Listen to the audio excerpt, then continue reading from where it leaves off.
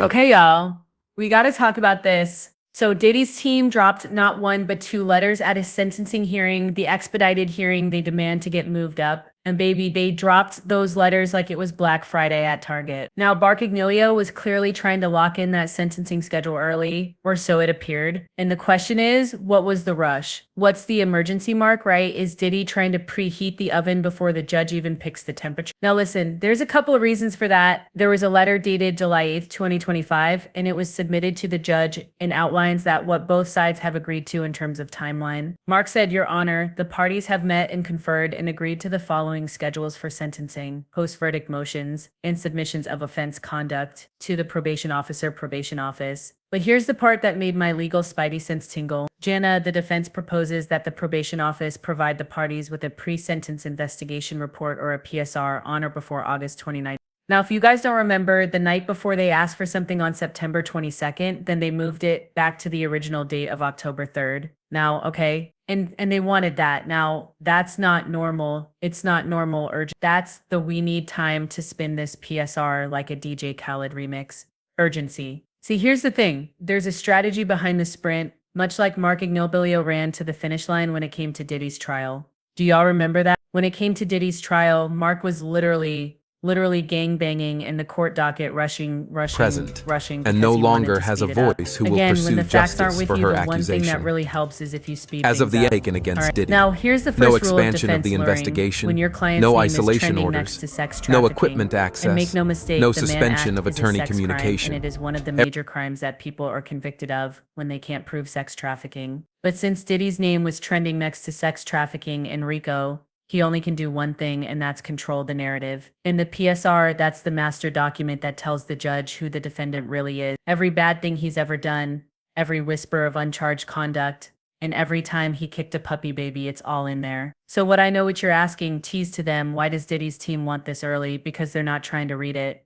They're trying to reframe it. If the PSR says he ran a mini empire of manipulation and mistreatment, the defense wants to preempt that with their own fairy tale. You know the one. He's a tortured genius. He's misunderstood mogul. He built schools in Zimbabwe with Shira bottle. They need time to challenge the language, draft a sob story sentencing memo, and flood the court with character letters from assistants, nannies, and sealess friends on payroll. They're also trying to basically block whatever glow up the government is. But so here's the thing. The government was mad they lost, and they should be. That loss was humiliating, but it also just showed that the jury was idiots. That's my opinion, people. It's my opinion. But let's go back to that letter and keep reading. Jana, the government's objections to the PSR be filed on or before September 12th. Probation office discloses their final PSR on September 18th. That gives the government, the prosecution, only 6 days to see the defense's edits and respond before the final version is locked in. This, much like the whole trial, is a procedural trap. The defense is trying to cut the feds off before they can insert more damaging facts, like alleged witness tampering, obstruction. Those guns would have filed off serial numbers, or an ongoing investigation. Because remember, the final PSR locks in the tone. If the defense wins the narrative war, then the judge will read it before ever touching the prosecution's memo. Now get this, and it has to be said, and this is some good news. Diddy's team is spooked, and for good reason. Let's keep it real. Diddy is not prepping like someone who expects a slap on the wrist. He's prepping like a man who knows there's a storm coming. The letter continues. Jana, the defense sentencing memorandum be filed on before September 19th. Why such a tight grip on the timeline? Because they want their sob story in the judge's hands first, and they want it to sit there undisturbed while the prosecution memo trails behind. Also, notice this little cherry on top. Jana, the government requests that it be permitted to submit its summary of the offense conduct on or before July 11th, and the defense does.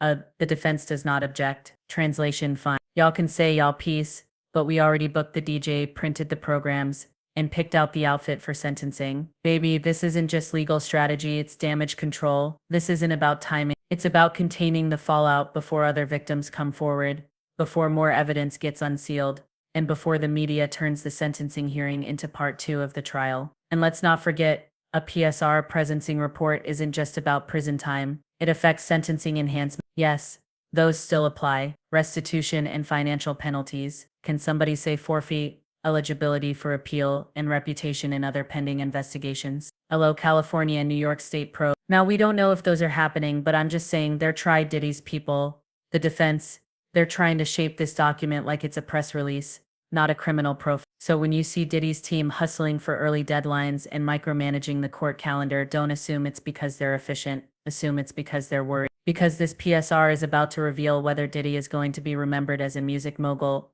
or a federal case study in fallen empires. The clock is ticking, and no amount of Chirac is going to water down the sentencing memo when the judge reads the final report. And listen, you guys, there's something you need to remember. The trial isn't over, and neither are we. Listen, I need everybody to hear me clearly right now. This trial is not over. Yes, the verdict came down, but the story, the consequences, the impact, that is still unfolding, and we have a say in how it ends. Let me tell you something.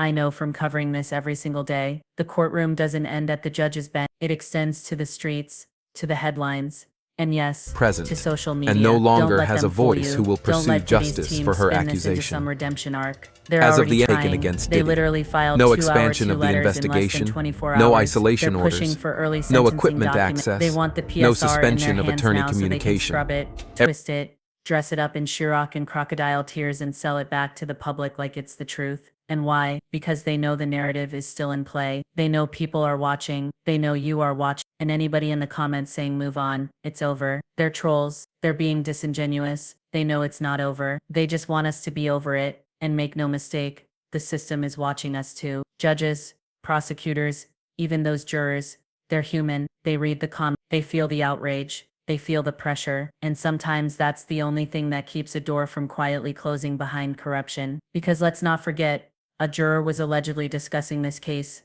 before deliberation even began, and they were discussing it with each other. They may have disobeyed the judge's orders, and when that verdict came down, it didn't sound like justice. It sounded like a vibe, like a decision made from feeling, not fact, emotion, not evidence. That's why the judge hasn't signed off on anything yet, and that's why there's tension in the end. And that's where we come in. You guys, we have to stay loud. We have to stay smart. We have to stay focused. Don't let Diddy's team rebrand this as some misunderstood mogul redemption tour. Don't let them weaponize black culture to protect black predators. Don't let them drown out the victims for press releases, gifting sweets, and cash-stuffed envelopes. Because if we go silent now and we disengage just because the jury said not guilty, we're telling every survivor, every whistleboy, every scared employee, you were right to stay quiet. No. Not here and not now. We're not giving Diddy the last word. So if you're tired, rest, but then get up and keep talking, keep posting, keep questioning, keep dismantling the illusion brick by branded brick.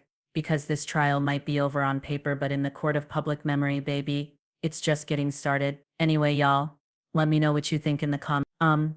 Y'all think this trial, you think this Mark Agnello hurry up thing, do you think that's gonna work? I mean, it did work the first time, but you know what? Let me know what you think in the comments. I'll talk to y'all later.